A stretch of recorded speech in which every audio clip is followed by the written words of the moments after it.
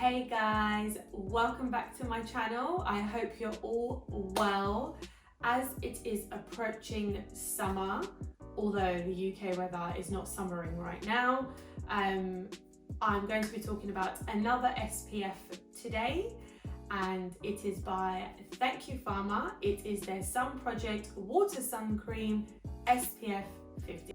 So about 4 years ago, I'd say, around about then, I was after an SPF and I was browsing on Cult Beauty, who are an online beauty company that sell loads of different beauty brands, and I hadn't heard of Thank You Pharma at all before. Quickly discovered it's a Korean skincare brand, and it was way before Korean skincare really blew up. And I mean, we get why they blew up, right? Because their skincare is amazing. So I figured, what the heck, let me just try it. Can't go wrong. It, affordable, for only, I think at the time it was 20, slightly increased a couple of pounds by then, but reasonable. I thought, let me try it and let's see how I get on. And let me tell you, 4 years later, it's still in my collection. So a couple of the things that I really like about it, obviously the biggest thing for me is the fact that it's high protection, being a 50 plus. I personally will only wear and just feel most comfortable with 50 plus on my face. Nonetheless, at least wear 30 or above. I really like the fact that it's lightweight. It's not heavy on the skin. There's no white cast left on my skin. I don't have to rub it in for ages. It absorbs really nicely, really quickly. It gives a lovely dewy finish, not too greasy, not too shiny, so you don't look like I can see you from the sun or from space, but nice enough to give you that nice dewy glow. One thing I would say, it's not really a negative actually, is that I think once people caught on that this SPF is great, it quickly became out of stock on Cult Beauty quite often. Quite often I'd go back on the site and it wasn't in stock. I couldn't really find it on other sites at the time. Now I think some other Korean skincare sites that ship to the UK stock it as well, so there's more options. But other than that, can't really find a negative. It is a great SPF. A couple of the key ingredients that make this a great SPF. It has titanium dioxide, which, sounds like we're in a science lesson, I know. But that ingredient reflects and scatters UVA and UVB rays. It's a great ingredient to have in SPF. It also contains hyaluronic acid, which we all know helps replenish the skin's essential moisture, especially in the sun. That's great.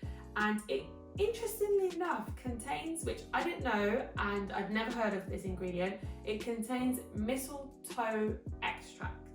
I know what you're thinking, mistletoe, under the tree, Christmas, but it actually stimulates cellular turnover, which is almost like an extra added benefit to SPF, isn't it? So that was interesting to see in this, and I really appreciate it. As already mentioned, ultra lightweight, so light on the skin. Love that, especially when you're on holiday. But even for everyday use, you want something light to sit under your makeup, and which, by the way, your makeup sits really nicely on top, so no issues there. It is water-based again, so brownie points for that. How to use, I would apply, which we should apply, 1/4 teaspoon to the entire face, which you think 1/4 teaspoon doesn't sound a lot, but it is. When you actually put 1/4 teaspoon, measuring it out, or if you use 2 or 3 fingertip lengths to measure your SPF, it actually is a lot of product. You end up applying at least 2 times, which that is the amount you need for your face. A lot of the time, and I've been, in the past, not really, you just apply and you think you've applied enough but you haven't, and then you end up having to apply more frequently because you can feel that your skin needs more SPF. So 1/4 teaspoon or 2 to 3 fingertip lengths for application. Apply last in your skincare routine, so after your moisturizer, and always 20 minutes before sun exposure. Let it set, and then obviously if you are wearing makeup, you can apply that on after. Don't forget your neck, your ears, your nose, your lips. You can obviously use a lip SPF after, but those are the areas we sometimes tend to forget, especially if your hair's back, your ears are exposed. This is a great SPF. I've never had a burn with it. I have taken this to Greece, to Bali. Most recently, I've just come back from New York, and this was my everyday SPF, and it was 28 degrees there every day and no burn, and I still somehow caught like a little bit of a glow. So yeah, highly recommend. This retails for $19, £22 I believe. As I said, it used to be about £20. So over the last like 3 to 4 years, it's only gone up by £2 for 50ml, which isn't extremely drastic, but obviously everything goes up over time.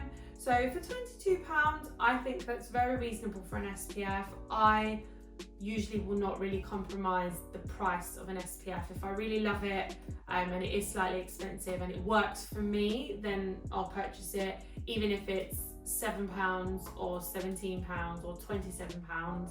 You know, if it works for you and your skin loves it, SPF is one product that, you know, you can splurge on, because it's the protection is key, essentially.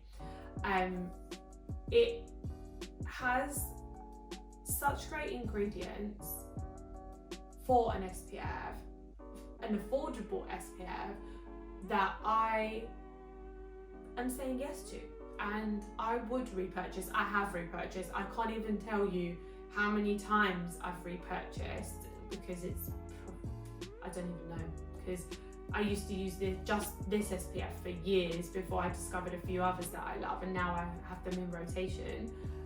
But I would definitely recommend this. It's a great choice to have in your skincare.